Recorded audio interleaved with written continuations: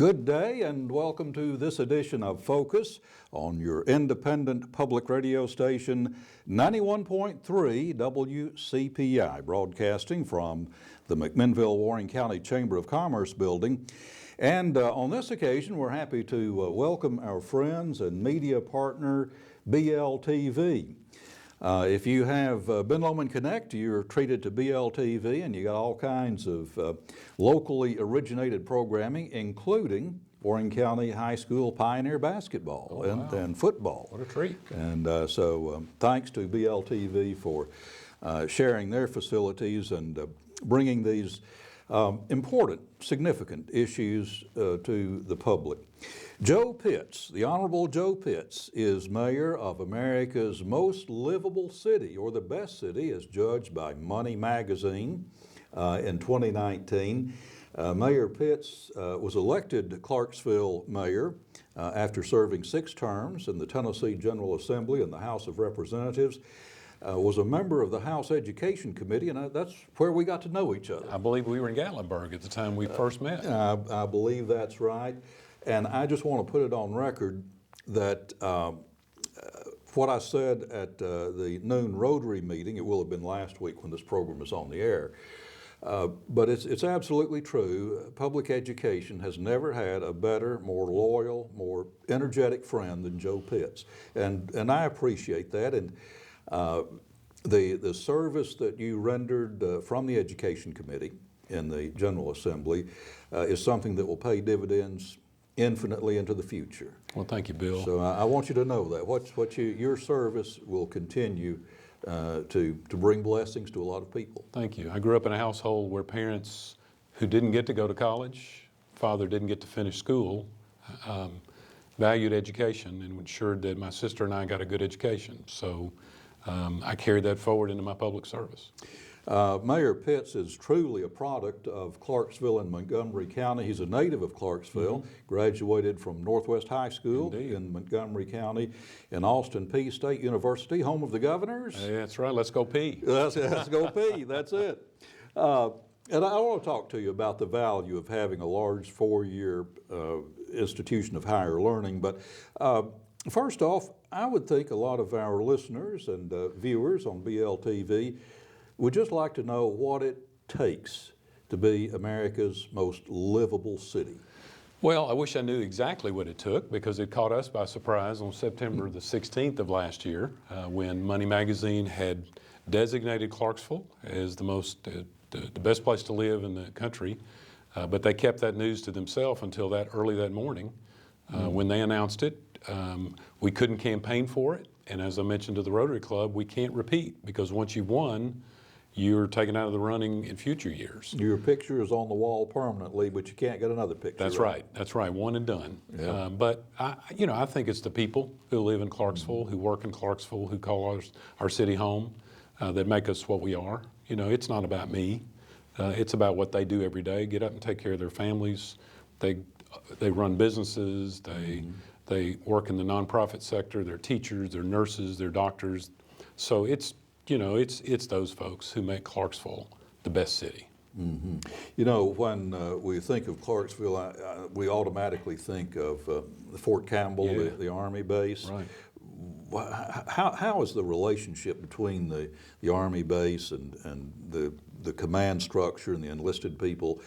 How does that work? How does that interface with your community? Well, it has to be like any other relationship. You got to spend time, you got to invest yourself in it. And so what we've done, my wife Cynthia and I have done over the past year, is to make sure we not only got to know the command staff, Commanding General Winsky and his staff, but we want to know who the unit battalion commanders are. We want to know the enlisted families. And they are really the heartbeat, the backbone, whatever analogy you want to use, metaphor you want to use, but they are the Army. But they're our community. They live in our community. They go to church, go to school. They shop at the grocery store. They're just like us. So we want to make sure they feel welcome when they get there. And many of them, between 400 and 500 a month, transition out of the military. And so we want all of them to stay in Clarksville if they will. A lot of them go back home, but many of them stay in Clarksville. And so we want to make sure if they decide to stay, they feel a part of the community. Your wife, Cynthia, who is in our studio audience today here on the borrowed premises from First Presbyterian Church. Cynthia is an ordained minister, and she serves as a volunteer chaplain at the Tennessee Veterans Home and also in your local hospital. But you and Cynthia last Christmas did something really extraordinary, and I think that the Rotarians, when they heard you talk about it, were very much touched. What you have Gold Star families living in Montgomery County in Clarksville. Right. What did you do for them? Well, it wasn't me. It was the idea of my wife Cynthia, who we made it our mission that beginning our first month of our first year of our first term, that we would invest ourselves on post. And we discovered that there's a group of 500 Gold Star families. It's a group, as I mentioned to the Rotarians, it's a group you don't want to become a member of. Right. Because as Gold Star families, you've had a loved one, immediate family member killed in the line of duty. That's the ultimate sacrifice. You know, serving is a sacrifice, but to lay your life down. So she, by spending time on post with the enlisted, with the different groups, family support groups, family readiness groups, identified there's a group called the Survivor Outreach Services Organization, SOS, and they really provide support for those families who suddenly find themselves in that Gold Star family group, where they've gotten the call, they've gotten the visit that nobody wants to get. So we made it our mission that we were going to dedicate our term, 4-year term, to serving those 500 families and more. Unfortunately, they're growing every month. So at Christmas time, we had a meal, a dinner. We invited the families to come with their children. One of the local churches. With one of the local churches had the dinner. We were there. We had asked the city and county partner on the Christmas parade, and we usually charge our floats and bands and groups to be in it a $20 fee to offset expenses. So we asked them to bring, instead of the fee, $20 fee, bring a $20 gift card and donate that. So we gathered 150 plus gift cards. Some brought multiple, knowing that we were going to give them out to Gold Star families. So we were able at that dinner to give out multiple gift cards to family members for them to buy Christmas gifts, or just to buy themselves something. And as I told the story, we had one mother who knew she was going to be able to buy herself a gift because she got that extra money because she'd spent her money on her children, her family. So that made it worthwhile. The other thing that we did too is the City Hall in Clarksville has a fairly large lobby, tall ceilings, and it has usually a 20-foot tall Christmas tree. And so we, my wife and a couple of other people, LaVon Bracey and Patricia Salome, decorated that tree in memory of Gold Star families. And then we had Gold Stars made and invited the Gold Star families to write the name of their loved one or a message on the Gold Star and hang it on the tree. We had more than 100. We plan to do that every year. And just every year we're going to put those stars on there and add more. And I wish we didn't have a full tree, but we anticipate it'll be a full tree next year. So those are two of the things we did, and we've only just gotten warmed up. We're gonna love on those families and do everything we can. In fact, we're already talking about doing something quarterly in the city for those families. Well, truly a heart for service, and we all appreciate that. When a family suddenly transitions into that select group of Gold Star family, there's no way they can prepare for that emotionally, structurally, financially. That you do the best you can, but then suddenly there's the knock on the door, and your life is upended. Yeah, I mean, your life has changed forever at that point. And the sad part about it is mostly it's young families, young wives or young husbands with young children. There was a family, I think, we saw at the dinner. The mother had 4 children, and the oldest was like 15. You know, those kids didn't ask for it. Right. That mother didn't ask for it. So that's why we want to make sure they know that we're there. Whatever they need, we're going to make sure they have it. Well, like I say, a real heart for service. But let me ask you a political question. You served 6 terms in the Tennessee House of Representatives, served with great distinction and effect. What inspired you to make that change, decide you wanted to be Clarksville mayor? Well, I grew up in Clarksville, hometown, and I told the story on the campaign trail, and it's true because I have a photograph that documents it. But when I was about 17 years old in high school, 16 or 17, something happened at a city council meeting. I don't remember what it was. You know, that's been too many birthdays ago. But I wrote a letter to the local editor to the local paper, the Leaf Chronicle. Right. And to this day, it still embarrasses my mother just a little bit when she recalls it. But from that point on, after my letter got published in the newspaper, my classmates at Northwest High School were calling me mayor. And so I've got a picture of me and a friend standing there, and I've got a T-shirt, and on the T-shirt it says JEP, which is my initials, for mayor. And he's standing with another T-shirt that says something else. But from that moment on, I think I wanted to be in public service. Thought I was going to be mayor, but it took me 41 years to get there or so, 3 years to get there. But that's kind of what lit the fuse or struck the spark. But I enjoyed my time in the House of Representatives, made some great friends, able to see some good things done for our state. Unfortunately, I bore witness to a lot of things that are unfortunate. But that's just part of the process. Running a city is very much a hands-on job. When you were in the legislature, you were basically making policy. Right. And the laws under which state agencies would operate and the citizens of the state would operate, but hands-on. So how many hours a week does it take to be mayor of Clarksville? All of them. You're never off duty. You're tethered to your cell phone. You're never far away from anybody who may need help. But we've got a budget of about $540 million. We operate our own gas, water, sewer system, our own electric and broadband system within the city limits, police, fire, the whole complement of city services. But literally, I was being glib, but not really on purpose. It takes every minute of every day to be mayor. You're chief executive. In our community, we don't have a city manager. The mayor is a strong mayor type, so you're day-to-day decision-making. And I have to make multiple decisions every day with about half the information I need, because you got to decide and then move on. Right.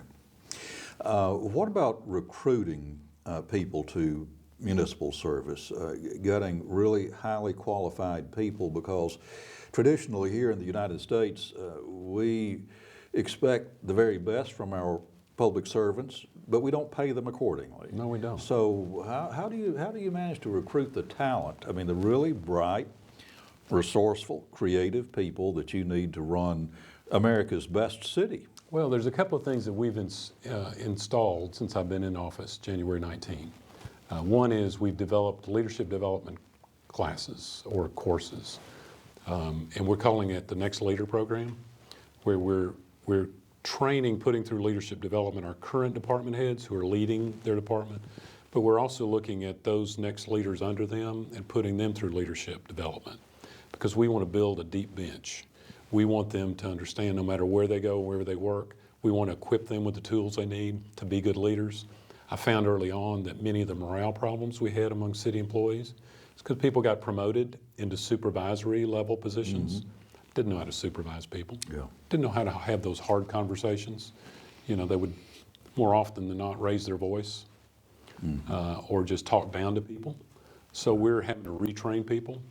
The other thing we're doing is we're looking at our salary structure, because we're woefully behind in a lot of areas, public safety being one, police and fire. We just increased the bottom level, our police cadets, as they sign on and go through the academy, made sure we raised them up, and we did that deliberately. So we're going from bottom up with that money, not top down. In fact, I basically told the department heads I'm not giving equity adjustments or salary increases out of the ordinary to anybody at a certain level or above, because it's those who are at the bottom that are in the ditch, driving the patrol car. They've been there forever, and unless something's done, they'll stay there. Yeah, because they've topped out.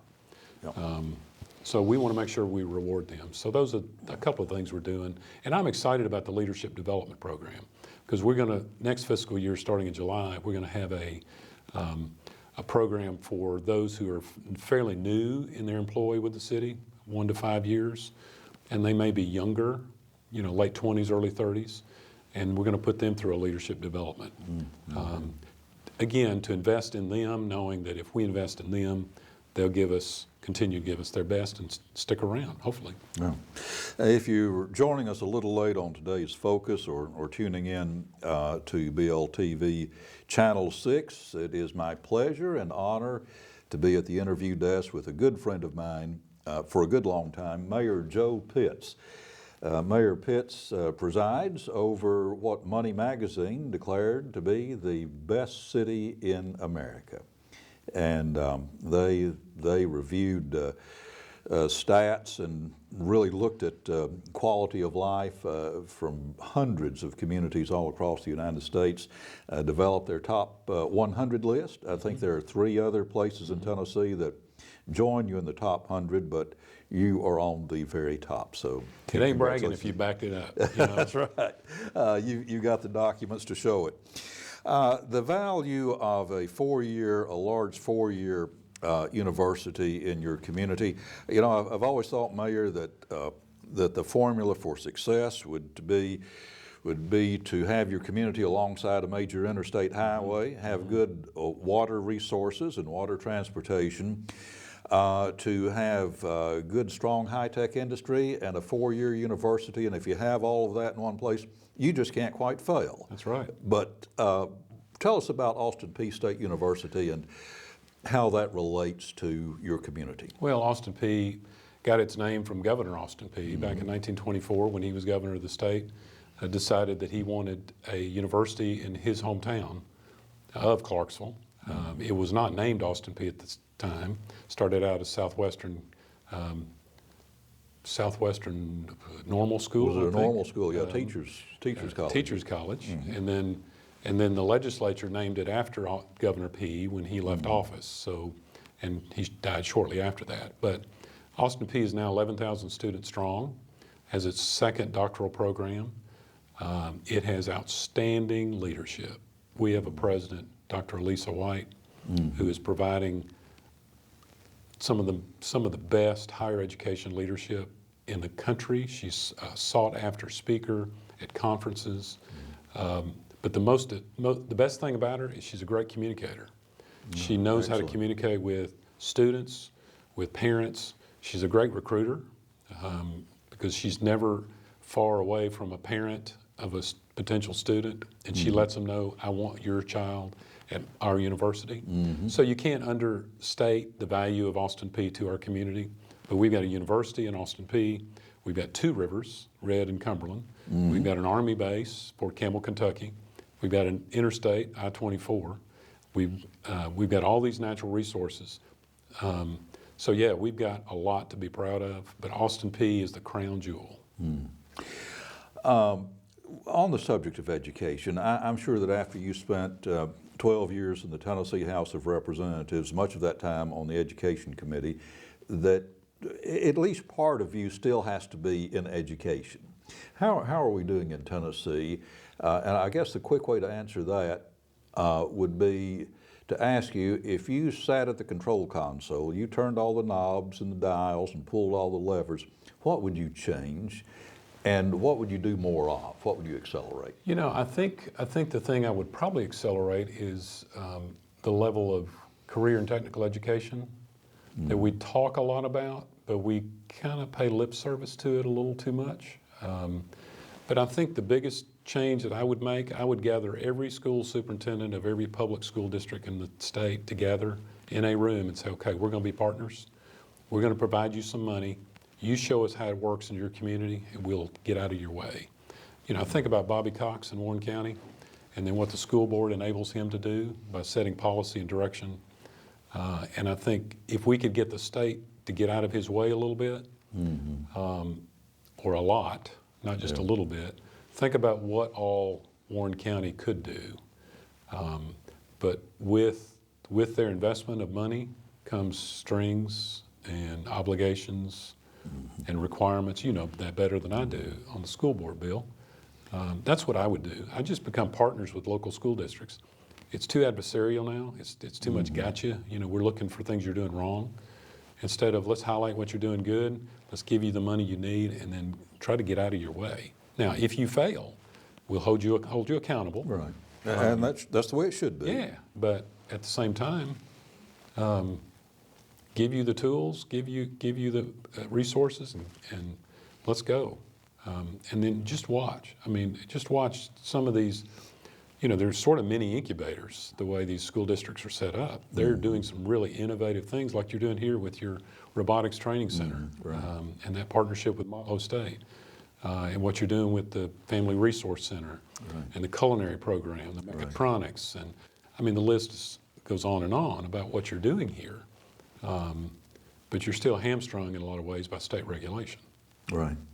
It is no secret that there has been a large amount of personnel turnover in the Tennessee Department of Education.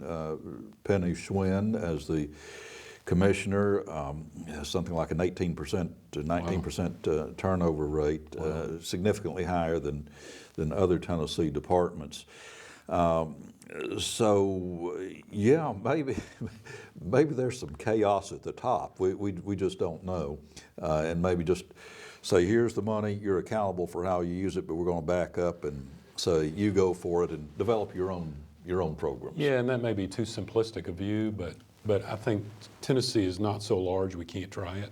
If not, pick out of the 95 counties, pick out 30 or a third of them and say, we're going to let you go first, you do it, and we'll let the others watch. Next year, another third will come in, let them watch, and you don't have to do it all at once, but it's tough. But speaking of the turnover, I've lost some good friends who work for the Department of Education, watched them lose their jobs. Yes. And I say friends because it developed into more of a collegial relationship in the legislature and some of those lower level positions, the people that show up and implement some of the crazy policy the legislature enacts. But they lost their jobs, and so I hate it for them, but they kind of know the nature of the game when they play it. Exactly. Talked about education and higher education industry. You, as mayor of America's most livable city, you are, by definition, the top cheerleader for the community. You've been successful in bringing in industry, obviously Google, moving into the old Hemlock polysilicon campus, Hankook Tire.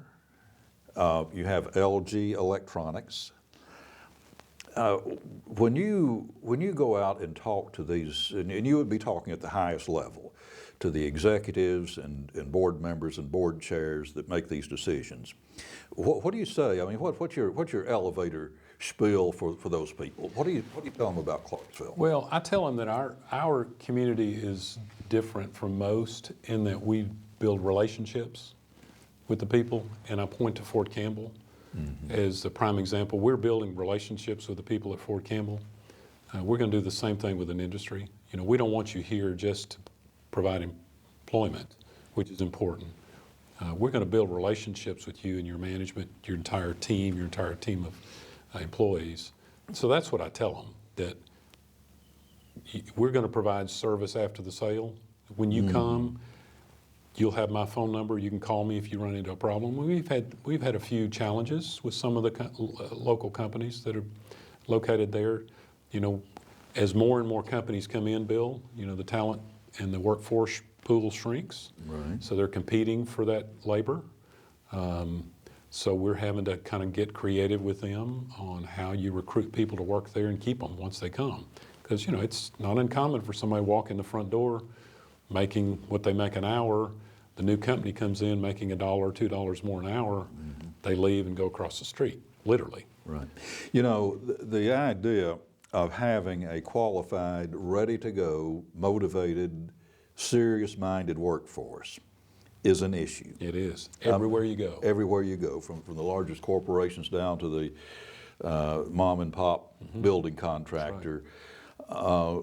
So when these industries say, Mayor Pitts, here's our list, here are our priorities, What's up at the top of that priority list of what they need out of their community? Well, it used to be soft skills, where they would talk about you need to be able to communicate with people, work in groups, but now it's becoming more technical. They're looking for people who have the HVAC, to be a potential electrician, work on electrical parts within the machinery. They work at the plant, computer programmers, those kinds of things. So it's the technical skills that they're saying we need more of, because we've not solved the mystery of soft skills, but we have gone a long way toward addressing it, and now they're turning their attention. We need people who are ready to sit down at this machine like we saw at the Robotics Training Center. Right. And be able to program it and work with just a little training. So that's what they're looking for right now, and that's hard to come by. And of course, I think in Tennessee we're trying We are. to meet that need with our career and technical training efforts, and our governor has really made that a priority, a personal priority in his administration, is to up the game in Tennessee in career and technical training.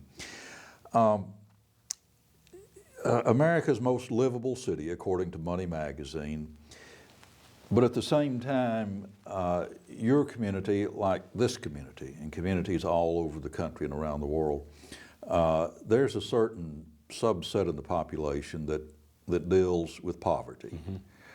Families that deal with food insecurity.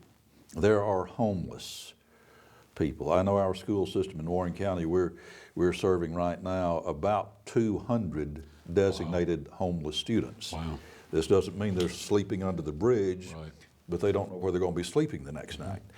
What are you doing in your community to address that? You've got what, about an 18% Poverty rate? Yeah, we've got far too many. If you have one family living in the poverty, below the poverty line, you got too many. I wish I had a good answer for that. And I've challenged our community, the faith community especially, and the nonprofit community.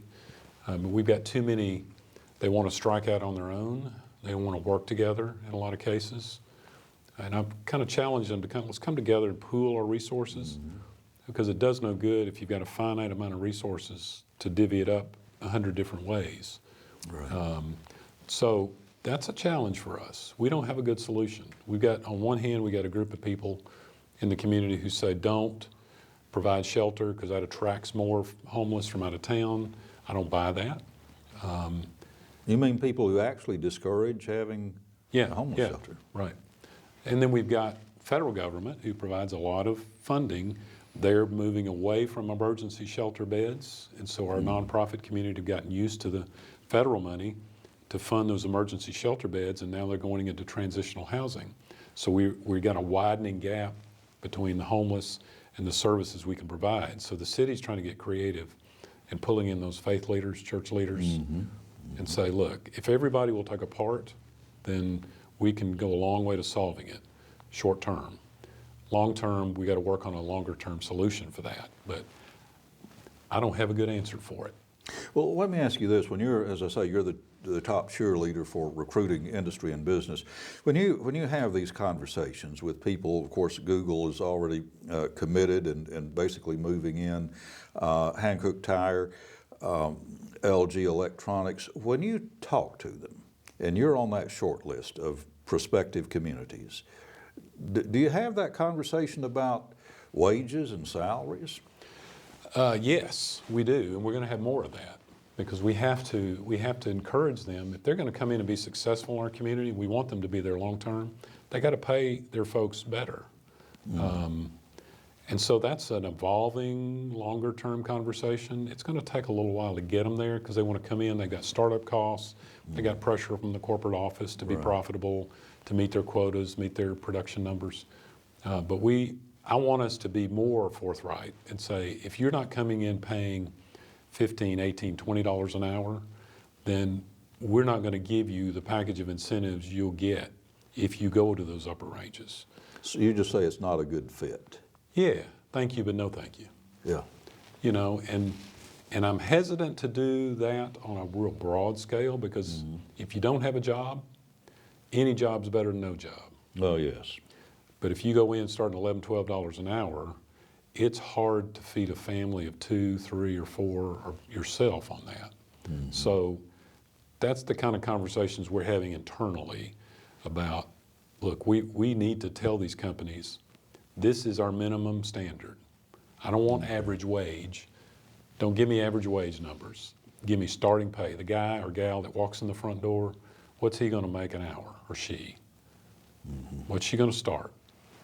Don't tell me what the average wage is in the plant, because that doesn't do me any good. So if you have a job that pays $20 an hour as opposed to your competitor's $15 an hour job, instead of getting 2 applicants for your job, you may have 10 applicants for that absolutely, job. or 200. Yeah. So it serves both the sure it employer, the employee, and the community. Mayor Pitts, we're just about completely out of time, but I would not leave this conversation without asking for our WCPI audience and our BLTV audience the ambush question. We always have to have an ambush question. Okay, I'm getting nervous, Bill. Okay, I'm sure I'm not the first to ask you this. What about your future political plans? Are you planning on staying as mayor, or do you think you might try something different? Well, I'll answer this the way I answered it when I was in the legislature. We take our terms one term at a time. We recognize in the legislature we were 2-year terms. Mayor's office is 4 years. As we round the corner on the year 3 and into year 4, we'll do what we've been doing for 12, 15 years. Is we'll just kind of seek the Lord's will on what next. And then, because we always say, if you look past the next election, you may not get past the next election. So I don't have my sights set on another office. I love what I'm doing. I love to serve my hometown. I love to make the connections with people, to put them together with the services they need. So right now, I'm just having a good time, and I'm not thinking long term. Fair answer. Yeah, That's a fair year enough. is a long term to a 61-year-old guy. I know whatever you do, Mayor Pitts, that whatever job you're in, you'll be working as hard the last day you're in that job as you did the first day. Thank you, Bill. I know that, and I Thank you. don't say that to flatter you. I know that as a fact. You're a good friend, Bill. Well, Thank you. and you're a dear friend, and I want to thank you for taking this time to travel all the way from Clarksville. That's not a real quick drive, and battle getting around or through the Nashville traffic. Somebody's got to do it. Somebody's got to do it. Certainly wish you the best, and again, congratulations Thank to you. you.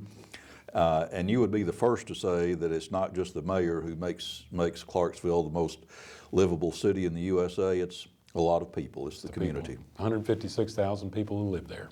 All right, very good. Thank you so much, Thank you, and I want to thank our listeners on WCPI and our viewers on Channel 6 BLTV, community-oriented, community-focused television Love that. here in our community. For Focus and WCPI, this is volunteer producer Bill Zeck.